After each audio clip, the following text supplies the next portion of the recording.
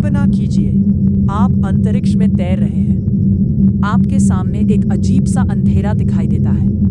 एक ऐसा अंधेरा जो सिर्फ काला नहीं है, बल्कि सब कुछ अपने अंदर खींच रहा है।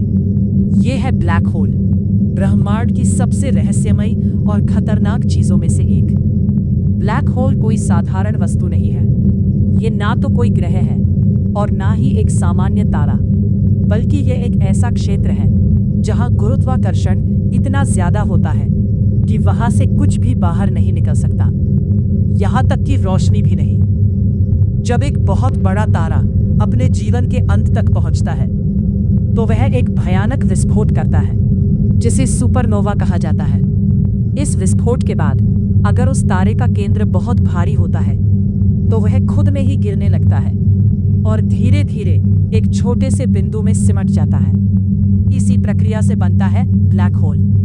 ब्लैक होल के चारों ओर एक सीमा होती है जिसे इवेंट होराइजन कहा जाता है। ये वह बिंदु है जहां से वापसी असंभव हो जाती है। अगर कोई भी वस्तु इस सीमा को पार कर ले तो वह हमेशा के लिए ब्लैक होल का हिस्सा बन जाती है। अब सोचिए, अगर कोई इंसान ब्लैक होल के करीब जाए तो क्या होगा? जैसे जैसे वो पास जाएगा उसका शरीर खिंचने लगेगा, क्योंकि ब्लैक होल का गुरुत्वाकर्षण उसके शरीर के अलग अलग हिस्सों पर अलग अलग असर डालता है।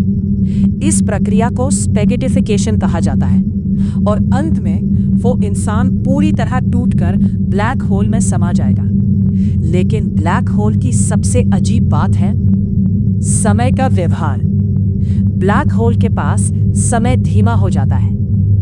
अगर आप वहां कुछ मिनट बिताते हैं तो बाहर की दुनिया में कई साल गुजर सकते हैं। ये बात एल्बर्ट आइंस्टाइन के सापेक्षता के सिद्धांत पर आधारित है। हमारी अपनी गैलेक्सी यानी मिल्की वे के केंद्र में भी एक विशाल ब्लैक होल मौजूद है, जिसे सैजिटेरियस ए कहा जाता है। ये इतना बड़ा है कि इसके चारों ओर हजारों तारे घूम रहे हैं। हालांकि ये ब्लैक होल हमसे बहुत दूर है, इसलिए फिलहाल ये पृथ्वी के लिए कोई खतरा नहीं है।